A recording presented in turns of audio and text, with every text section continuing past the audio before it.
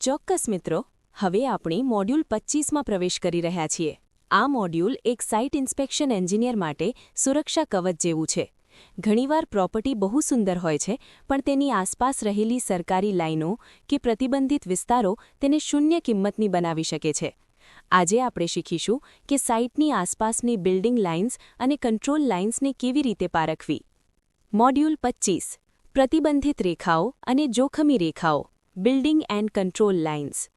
જ્યારે તમે સાઇટ પર જાઓ ત્યારે માત્ર જમીનની હદ ન જુઓ, પણ આકાશમાં અને જમીનની નીચે રહેલી આ અદૃશ્ય રેખાઓ તપાસો. 1. એરોડ્રોમ અને એરપોર્ટ ઝોન. જો તમારી સાઇટ એરપોર્ટની નજીક હોય તો ત્યાં ઊંચાઈ પર મર્યાદા હોય છે. શું જોવું? એરપોર્ટ ઓથોરિટીની નો ઓબ્જેક્શન સર્ટિફિકેટ વગર બહુમાળી બિલ્ડિંગ ન બની શકે. જો સાઇટ ફનલ ઝોનમાં હોય તો ત્યાં માત્ર 1-2 માળની જ મંજૂરી મળે છે. 2. ગેસ અને ઇલેક્ટ્રિક લાઇન. Gas line.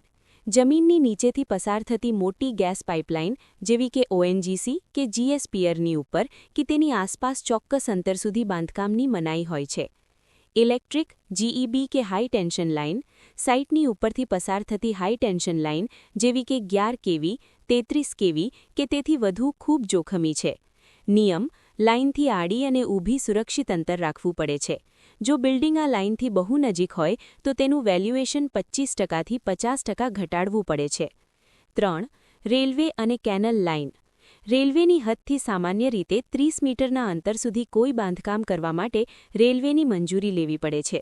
ત્યાં અવાજ અને ધ્રુજારીનું જોખમ પણ રહે છે. કેનલ, વોટર બોડી જેવી કે નર્મદા કે અન્ય મોટી કેનલની બાજુમાં સર્વિસ રોડ અને માર્જિન છોડવું પડે છે. નદી કે તળાવના કિસ્સામાં HFLથી દૂર બાંધકામ કરવું જરૂરી છે. 4. રોડ બિલ્ડિંગ લાઇન અને કંટ્રોલ લાઇન. રસ્તાના પ્રકાર મુજબ બાંધકામ કેટલું દૂર કરવું તે નક્કી હોય છે. બિલ્ડિંગ લાઇન: આ તે રેખા છે જેની અંદર રસ્તા તરફ તમે પાક્કું બાંધકામ ન કરી શકો. કંટ્રોલ લાઇન: બિલ્ડિંગ લાઇન પછીની રેખા જ્યાં બાંધકામ પર નિયંત્રણ હોય છે. નેશનલ હાઇવે NH: અહીં રોડ સેન્ટરથી અંતર ઘણું વધારે રાખવું પડે છે. જો માલિકે રોડને અડીને દુકાન બનાવી હોય તો તે ગમે ત્યારે તોડી પાડવામાં આવી શકે છે. 5. વિવિધ વોટર બોડી અને કાંસા નેચરલ ડ્રેન્સ કે વોટર બોડીઝ. જો સાઇટની વચ્ચેથી કે બાજુમાંથી કુદરતી વોટર બોડી, જેને ગુજરાતીમાં કાંસ કહેવાય છે, પસાર થતી હોય તો તેના પર સ્લેબ ભરીને બાંધકામ કરવું ગેરકાયદેસર છે. સાઇટ પર જઈને જુઓ કે જમીનમાં ક્યાંય ભેજ કે કુદરતી ઢાળ તો નથી ને. પડોશીને પૂછો કે ચોમાસામાં અહીંથી પાણી પસાર થાય છે. Site inspection checklist. Critical awareness. Railway track 30 થી 100 મીટરની અંદર છે. હાઈ ટેન્શન લાઇન પ્રોપર્ટીની ઉપરથી કે બિલકુલ બાજુમાંથી પસાર થાય છે. એરપોર્ટ: શું સાઇટ રનવેના સીધા રસ્તામાં એટલે કે ફ્લાઇટ પાથમાં આવે છે. ગેસ પાઇપલાઇન: શું જમીન પર વોર્નિંગ માર્કર્સ એટલે કે પીળા કે લાલ થાંભલા દેખાય છે. વિજયી ઉદ્ઘોષ.